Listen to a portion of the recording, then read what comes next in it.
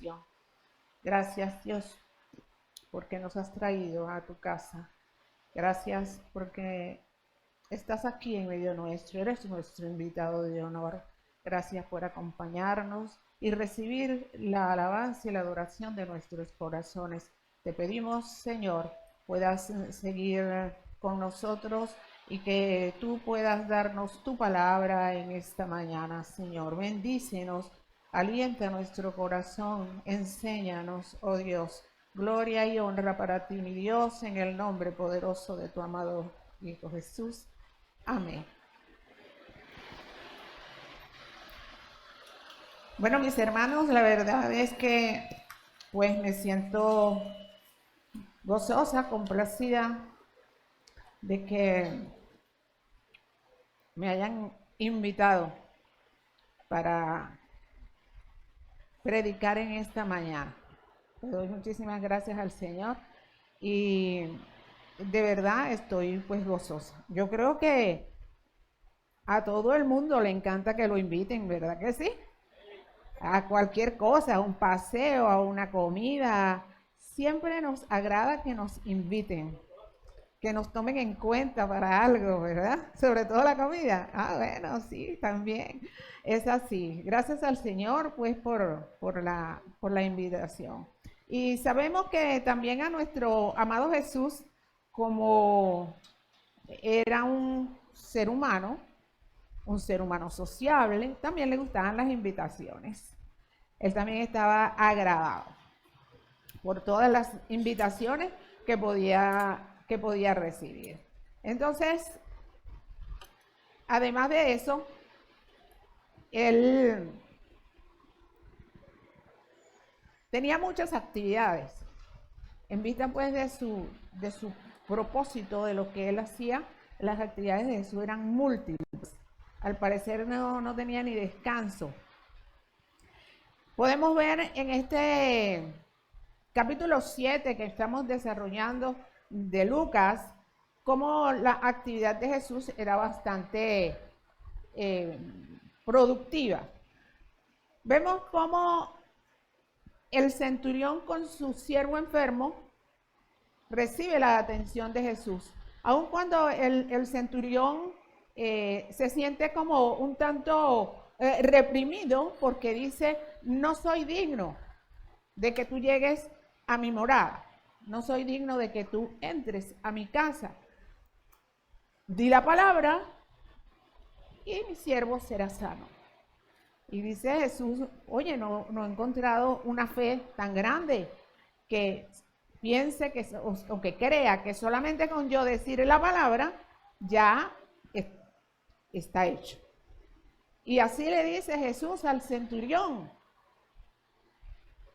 que se haga conforme tú lo has pensado, conforme tú lo has creído.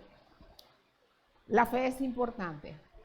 La fe es importante y creer, el centurión creyó y cuando llegaron a su casa, ya el siervo estaba sano. Vemos luego cómo Jesús se va a Naín y allí se consigue un entierro. Ese entierro llama a misericordia a Jesús. La viuda, su único hijo, y el hijo se muere. Entonces Jesús, ¿qué hace? Toca el féretro y le dice, joven, levántate, y le da vida al que estaba muerto. Otro milagro del Señor, otro milagro de Jesús. Pero hay alguien que,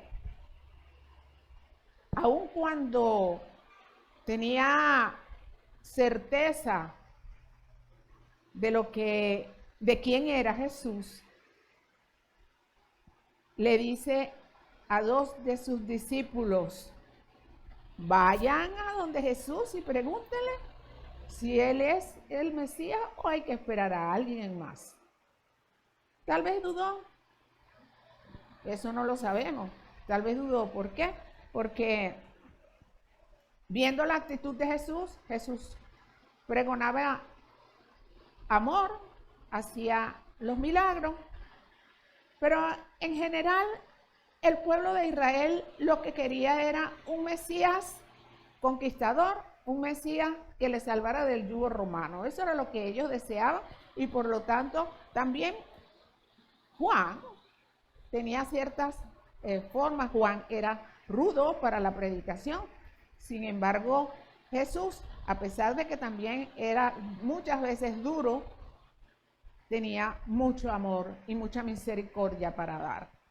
Entonces, no responde Jesús directamente a los discípulos. Él no le dice, bueno, dígale a Juan tal cosa, no. ¿Qué hizo? Comenzó a sanar a los enfermos, comenzó a levantar muertos, a limpiar leprosos.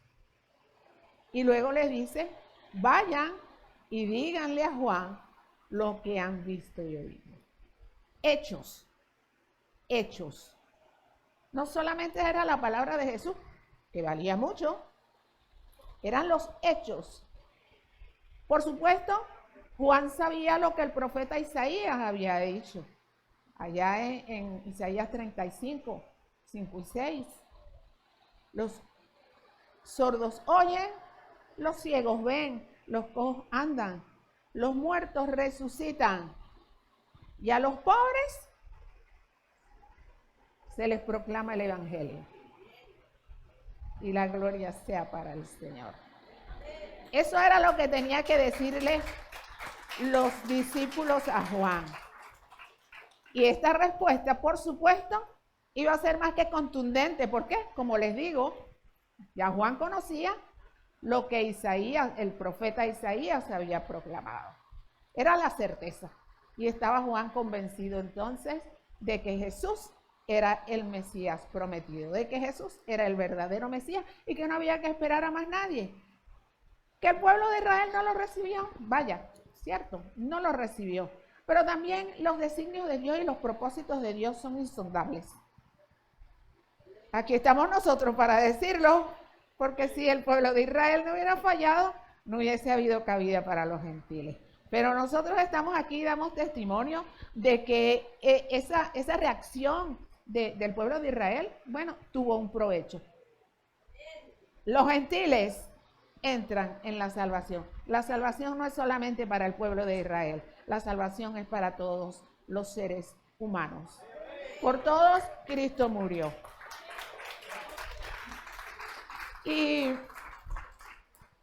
vamos a continuar con el desarrollo del capítulo 7 de Lucas.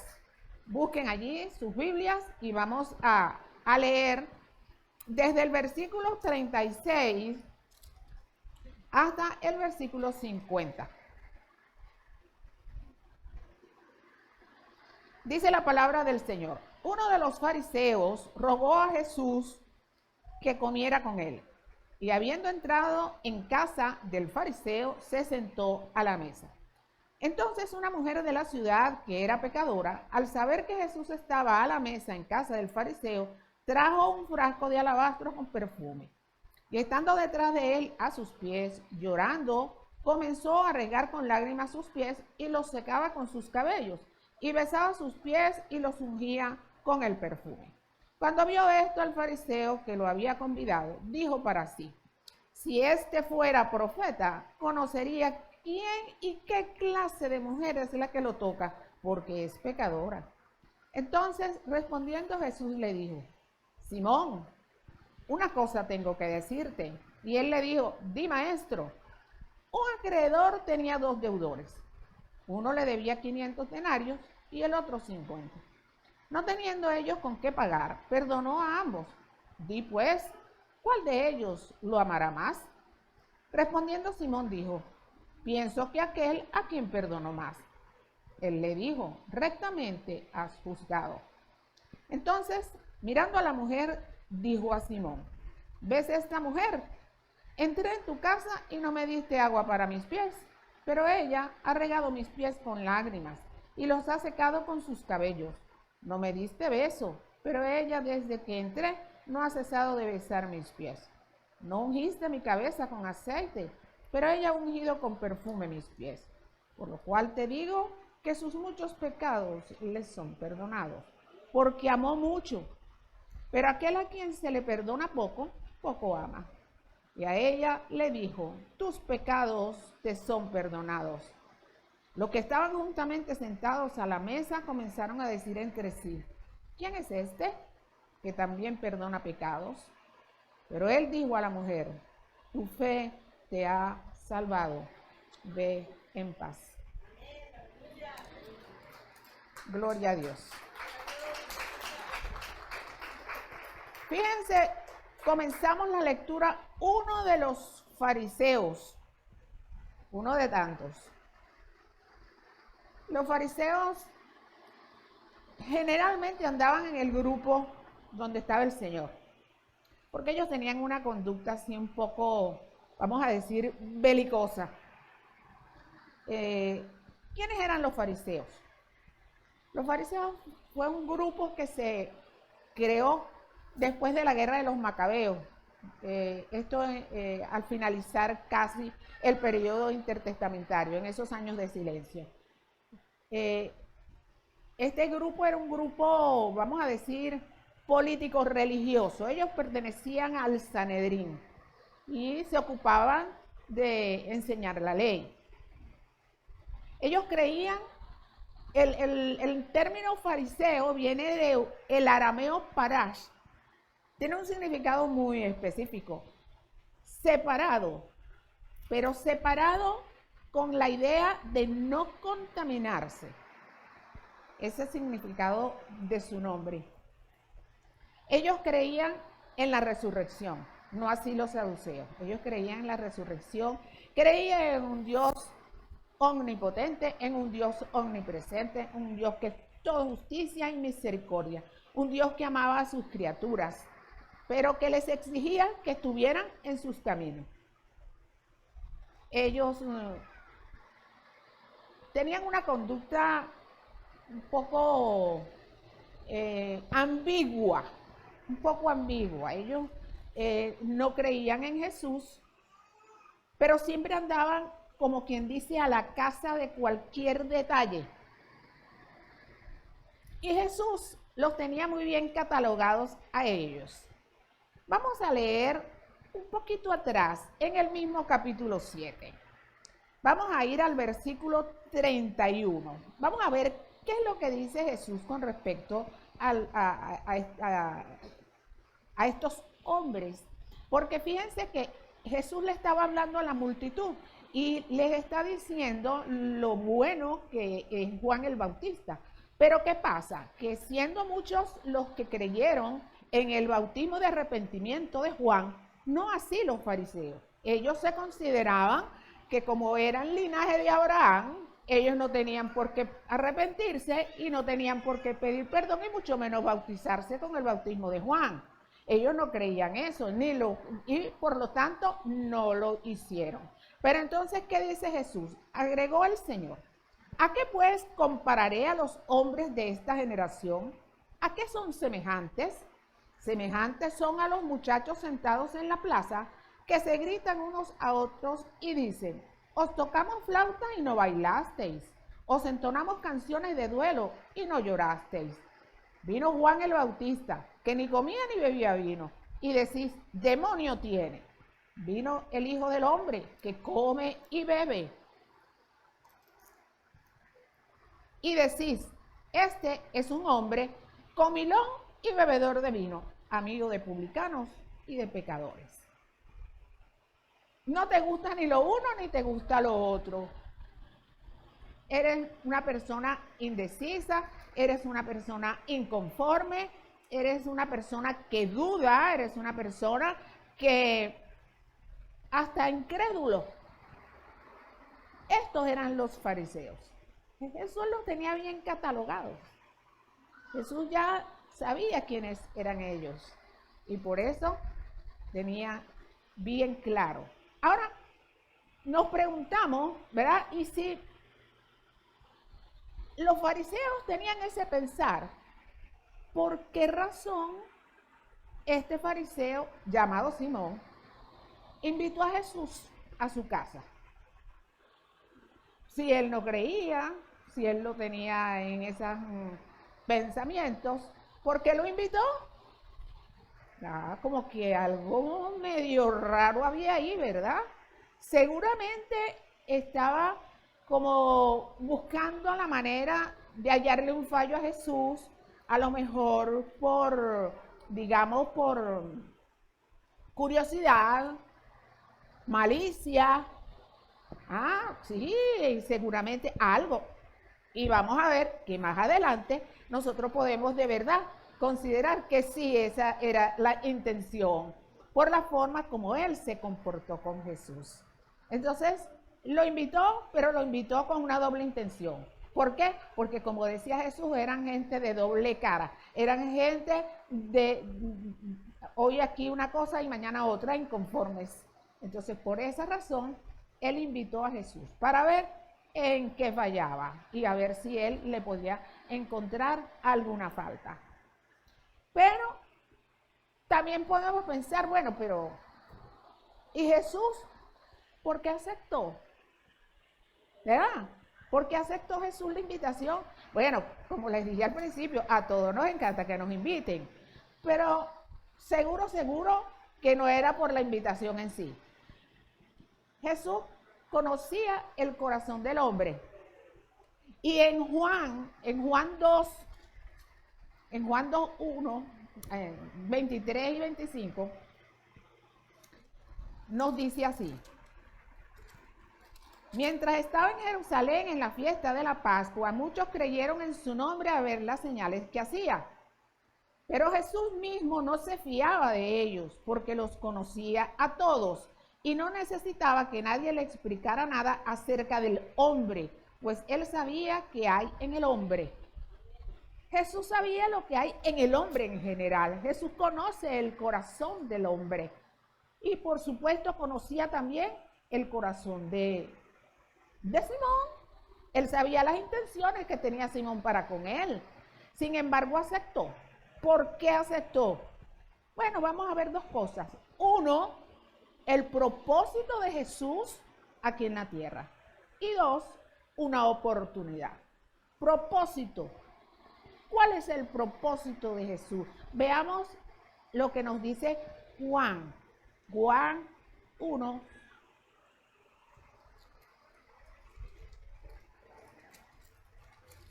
Juan 1:11. Juan 1:11 nos dice, leemos la primera partecita. A lo suyo vino. Generalmente, cuando se lee este versículo, se dice que ese suyo es referente a los judíos, pero ese suyo no es referente a los judíos. Ese suyo es referente a su propósito, a lo suyo, a lo que le correspondía, a lo que él tenía en mente, a lo que él tenía preparado. Ese es ese suyo. A lo suyo vino. ¿Y qué era lo suyo? ¿Qué era lo suyo? Cuando Jesús comienza su ministerio, y nos lo dice Marcos 1.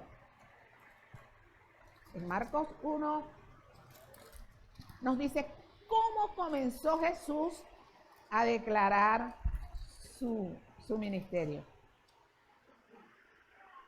Después que Juan, 1:14, después que Juan fue encarcelado, Jesús fue a Galilea predicando el evangelio del reino de Dios. Decía, el tiempo se ha cumplido y el reino de Dios se ha acercado. Arrepentíos y creed en el evangelio. Ese era el mensaje de Jesús. Ese era el mensaje de Jesús. El reino se ha acercado. El propósito de Jesús al venir a la tierra, recuerden porque de tal manera amó Dios al mundo que ha dado su Hijo unigénito para que todo aquel que en él cree no se pierda, mas tenga vida eterna. Entonces venía a darle salvación y vida eterna al ser humano. Ahora, ¿cómo? Claro, había un proceso. Él tenía primero que encarnarse, tener que ser uno de nosotros, ¿Por qué? Para que el sacrificio fuera acepto delante del Padre. Él tenía que ser un ser humano, se encarna, pero también tenía que ser sacrificado, muere como un cordero, como el cordero del sacrificio, muere para salvarnos y darnos vida eterna. Sin embargo, entre su nacimiento y su muerte, ¿qué ocurre? La predicación. Él iba predicando el evangelio del reino. Eso era su propósito. Entonces, ¿qué va a hacer él en la casa de Simón?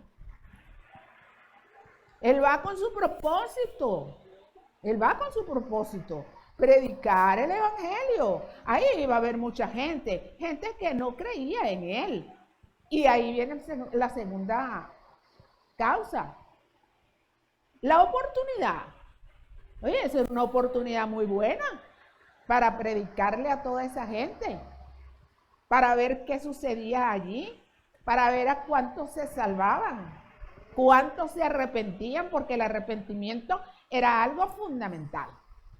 Había que arrepentirse para poder ser salvos. Entonces, fueron esos dos motivos. Jesús aceptó la invitación para cumplir con su propósito y para tener esa oportunidad con las personas que estaban allí. Ahora fíjense ustedes, seguimos avanzando en el texto. Y habiendo entrado en la casa del fariseo, se sentó a la mesa. Él llegó con confianza y se sentó.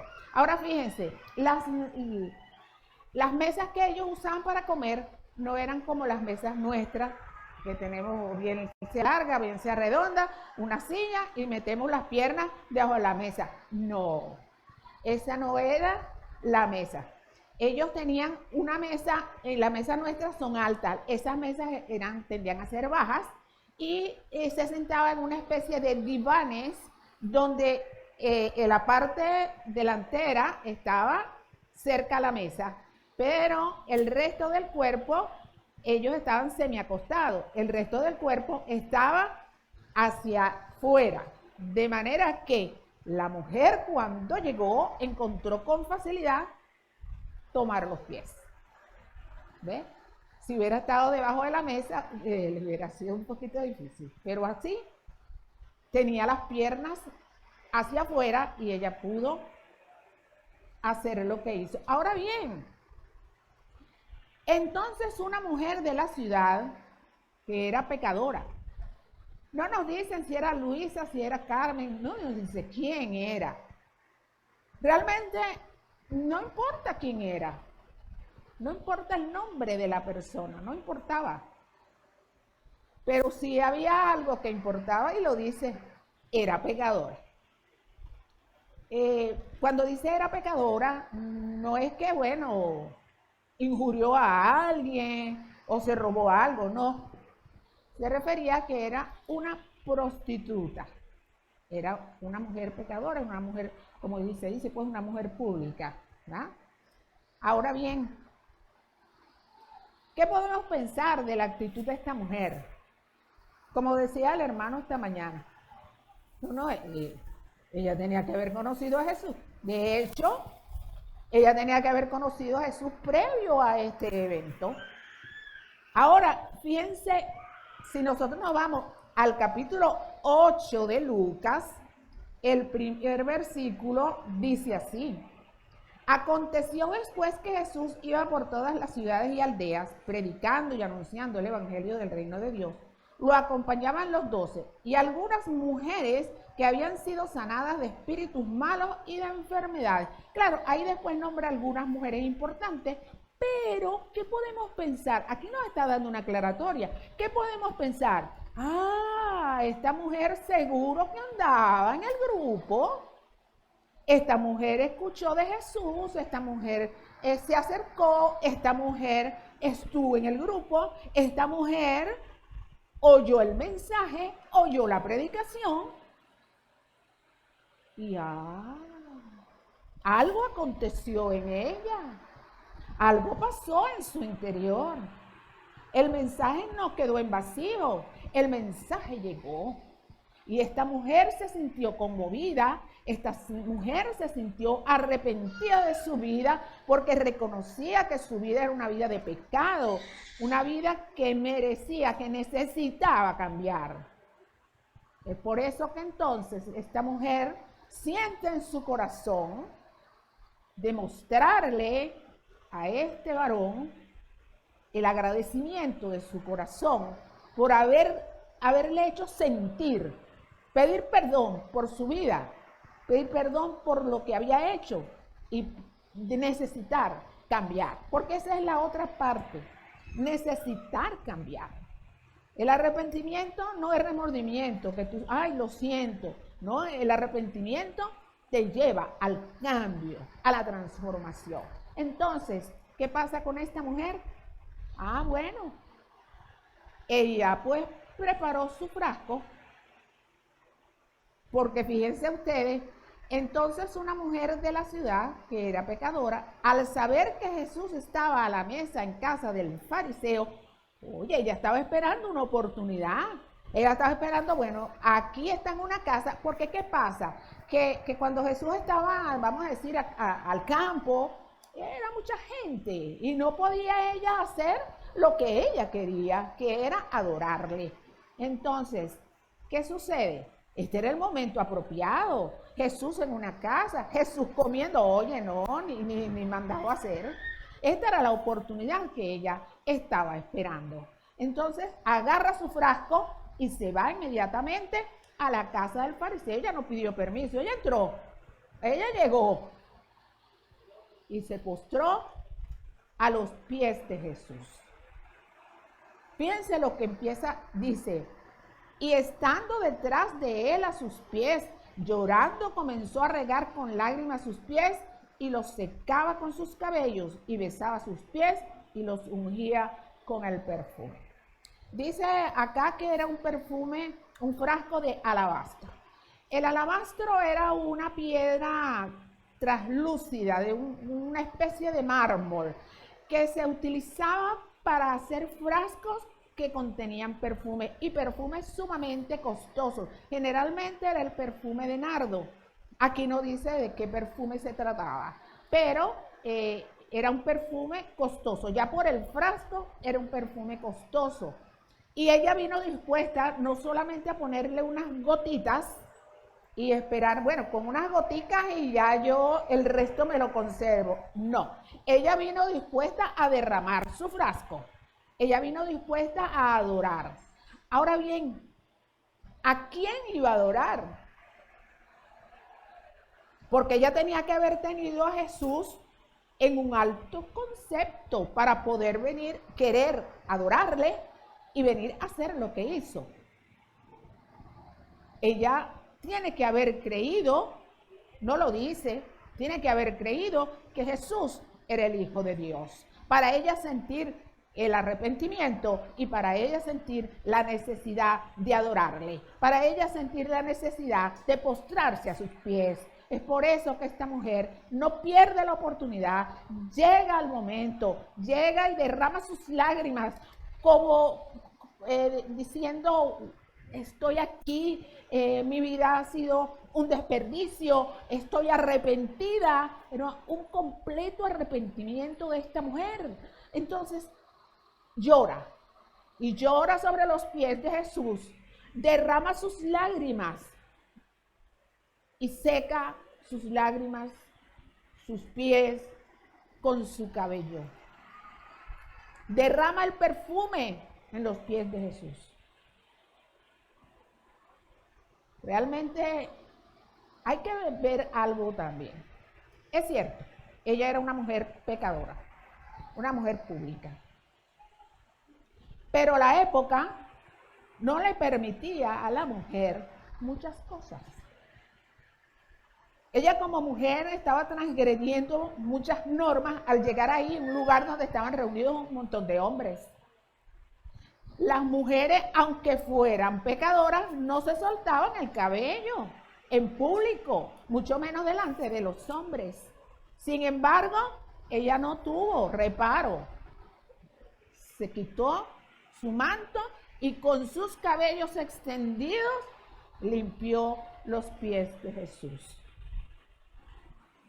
Tuvo valor para hacer esas cosas, para demostrar su arrepentimiento, porque no a todo el mundo le gusta, oye, como quien dice, declararse, bueno, sí, yo lo hice mal. Y no, nos gusta que eso sea en privado, entre el Señor y yo, no más. Pero público, había que ver lo que la mujer estaba haciendo. Realmente todo esto lo miró Jesús, todo esto lo vio. Realmente la mujer estaba arrepentida y lo que estaba haciendo era una completa adoración al Dios que ella estaba considerando en ese momento, al Hijo de Dios, a Jesús el Mesías. Eso era lo que ella estaba haciendo en ese momento. Ahora, ¿qué pasa? Esto no se queda ahí nada más, porque ahí estaba Simón el fariseo echando ojitos, viendo, y vean lo que dice. Cuando vio esto el fariseo que lo había convidado, dijo para sí, si este fuera profeta, vean la duda, si este fuera profeta, conocería quién y qué clase de mujer es la que lo toca, porque es pecadora. Cierto, reconocido que la mujer era pecadora. Ah, no, pero es que el fariseo Simón, pues el linaje de Abraham, no tengo por qué arrepentirme, yo estoy por encima de todo esto. Nada que ver de que a mí me tengan que perdonar, no. Entonces, ¿qué le dice Jesús? Recuerden lo que leímos, que Jesús conoce el corazón del hombre. El fariseo no lo habló, él no lo dijo, él lo pensó, pero Jesús vio eso y le dice, Simón, una cosa tengo que decirte. Él le dijo, di maestro, y le dice esta parábola. Un acreedor tenía 2 deudores, uno le debía 500 denarios y el otro 50. No teniendo ellos con qué pagar, perdonó a ambos. Di pues, ¿cuál de ellos lo amará más? Respondiendo Simón dijo, pienso que aquel a quien perdonó más. Él le dijo, rectamente has juzgado. Fíjense ustedes, aquí Jesús no solamente está tratando el pecado de la mujer. Se le perdona mucho porque es una mujer pecadora, una mujer pública. Se le perdona mucho, ama mucho. Jesús le está resaltando aquí a Simón que él también es pecador, que él también necesita arrepentimiento, que él también necesita perdón. Los dos acreedores deben. No es que un acreedor debe y otro no debe. No, los dos deben. Tampoco le quiere decir Jesús, bueno, lo que tú debes y tus pecados son poquitos. Para Dios pecado es pecado. Y dice la palabra que por cuanto todos pecaron, están destituidos de la gloria de Dios. Y a cada uno de los seres humanos se nos fue imputado el pecado de Adán como mínimo. Y los pecados individuales, ¿dónde los dejamos? Entonces sí tenía Simón pecados para perdonar. Sí tenía motivos. Que él reconociera también que era pecador y que necesitaba arrepentirse y que necesitaba adorar a Dios y que necesitaba adorar a Jesús y reconocer al Mesías. No era solamente la mujer. Sin embargo, vemos ciertamente. Pero vean lo que Jesús le dice a Simón, porque Simón, como tenía malas intenciones para con Jesús, él pues se comportó mal. Los judíos eran muy buenos anfitriones. Ellos tenían mucho cuidado con todas esas reglas de atención. ¿Y qué pasó aquí? Fíjense, ¿es esta mujer? Entré a tu casa y no me diste agua para mis pies. Cuando el visitante llegaba a la casa, venía uno de los siervos con su palangana de agua y su toalla para limpiar los pies del visitante. Eso era cortesía del anfitrión. No lo hizo Simón, fíjense ustedes, pero ella ha regado mis pies con lágrimas y los ha secado con sus cabellos. No me diste beso. También acostumbraban a dar un beso en la mejilla cuando llegaba el visitante. Esto no lo hizo Simón. Pero ella, desde que entré, no ha cesado de besar mis pies. No ungiste mi cabeza con aceite. Esa era otra cosa que hacían. Le daban el aceite para ungir su cabeza. Pero Simón tampoco lo hizo. Pero ella ha ungido con perfume mis pies. Todo lo que él no hizo, lo hizo ella. Él como anfitrión no cumplió con lo que debía, con sus responsabilidades. Sin embargo, ella vino e hizo todo eso. No le importó tomar el lugar de un siervo para limpiar sus pies. No le importó. ¿Por qué? Porque amaba a Jesús. Porque amaba a aquel que la perdonó. ¿Y qué dice entonces? Por lo cual te digo que sus muchos pecados les son perdonados. Sus muchos pecados. Y bueno, tú no quedas por fuera, Simón. Y así estamos todos, no quedamos por fuera. Todos tenemos pecados y que perdonar. Ciertamente cuando llegamos al Señor, que nos arrepentimos y somos perdonados, pues ya no llevamos una vida de pecado, pero siempre hay algunas fallas. Por eso nosotros todo el tiempo, hermanos, todo el tiempo tenemos que estar poniéndonos delante del Señor y pidiendo perdón, arrepintiéndonos de todos los errores que cometemos, porque los cometemos.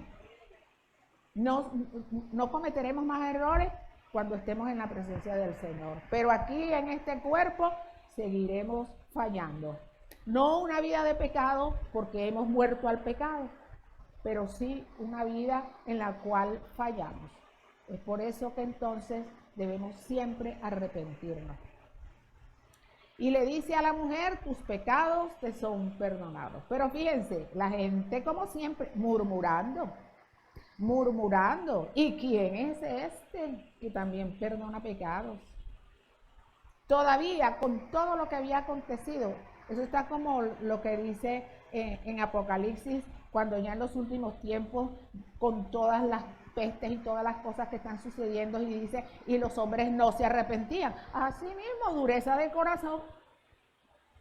Dureza de corazón. Esta gente no tenía un corazón sensible a reconocer sus múltiples pecados y a arrepentirse.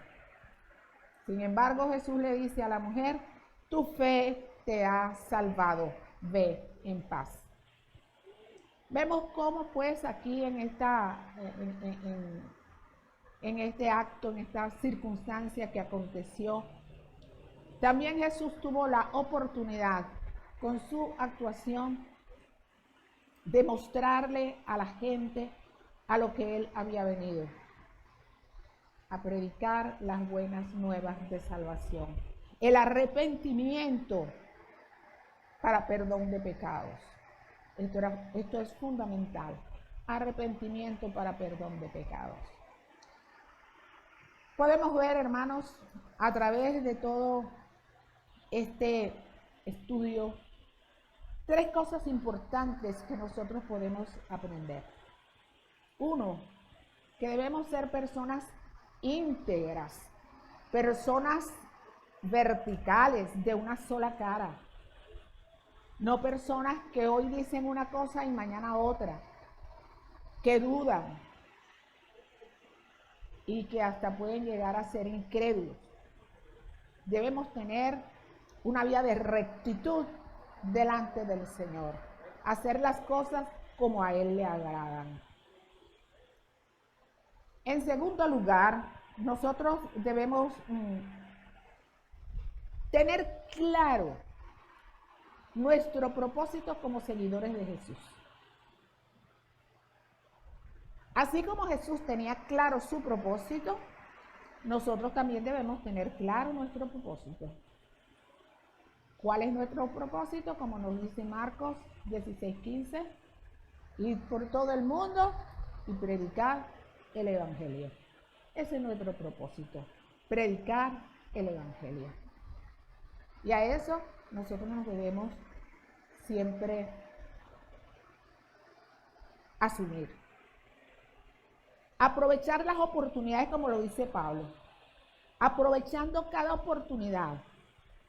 No necesariamente tienes que ir a un lugar específico a predicar, sino que yendo en el camino, yendo con el que te encuentres, puedes hablarle.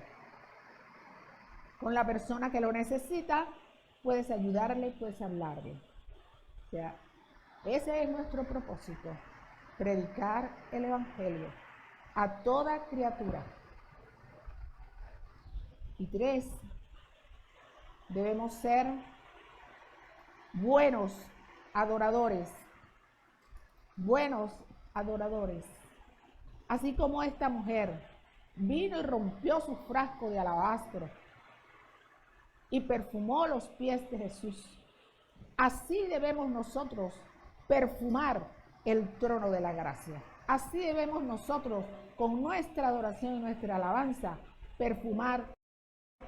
Dice Juan 4:23. Pero la hora viene y ahora es cuando los verdaderos adoradores adorarán al Padre en espíritu y en verdad, porque también el Padre tales adoradores busca que lo adoren. Dios es espíritu y los que lo adoran en espíritu y en verdad es necesario que lo adoren. Debemos ser fieles adoradores del Señor. Debemos derramar nuestro frasco de alabastro. Debemos llegar a sus pies, adorarle y glorificarle y exaltarle con cada pensamiento, con cada palabra, con cada actitud, con cada sentimiento de nuestro corazón. Adoremos al Señor, seamos verdaderos adoradores en espíritu y en verdad. Debemos ser sinceros en nuestra adoración, debemos ser veraces en lo que hacemos para el Señor, no hacer las cosas para que nos vean, para que nos considere el hombre. Las cosas son para el Señor y todo lo que hagamos, lo hagamos para Él.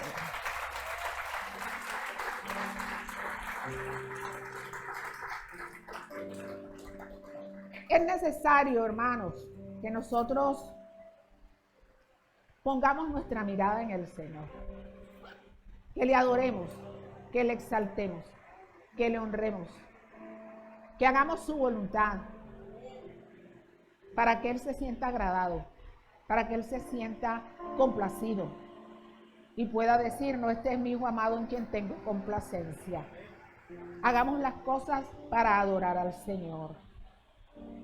¿Hay alguien que se encuentra en medio nuestro que quiera arrepentirse, que quiera traer su vida a ese Jesús maravilloso, a ese Mesías prometido? ¿Hay alguien en medio de nosotros que sienta la necesidad de postrarse ante Jesús para pedirle perdón?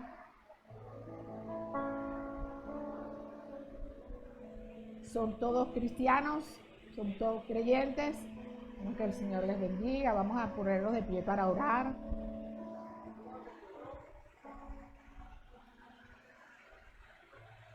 Bendito Dios, Padre de gloria, Padre de amor y de bondad. Gracias te damos, Señor, por este tiempo y por tu palabra. Que llegue a nuestros corazones, oh Dios, para edificarnos, para enseñarnos, Señor, para que podamos ser personas correctas, íntegras, intachables, delante de ti, Señor, y delante de todos aquellos a los cuales nosotros debemos dar testimonio. Bendice nuestras vidas. Ayúdanos, Señor, a que podamos ser luz y sal en este mundo. Ayúdanos, Dios, a ser correctos y a bendecir tu santo nombre con todas las cosas que hagamos. Ayúdanos a tener claro nuestro propósito de servirte de llevar tu evangelio, Señor. Ayúdanos a que podamos aprovechar siempre el tiempo para que podamos llevar tu palabra, para que la gente pueda escuchar y pueda sentirse, Señor, conmovido ante el mensaje y decidir venir a ti, a tus pies, a venir arrepentidos, Señor. Ayúdanos a ser esos adoradores que te adoren en espíritu y verdad. Ayúdanos, Dios, a que podamos postrarnos cada día delante de ti y que podamos adorarte y podamos glorificarte y exaltarte, Señor. Glorificamos tu nombre, te honramos, Señor, y damos gracias por todo este tiempo. En el nombre poderoso de tu amado Hijo Jesús. Amén, amén y amén.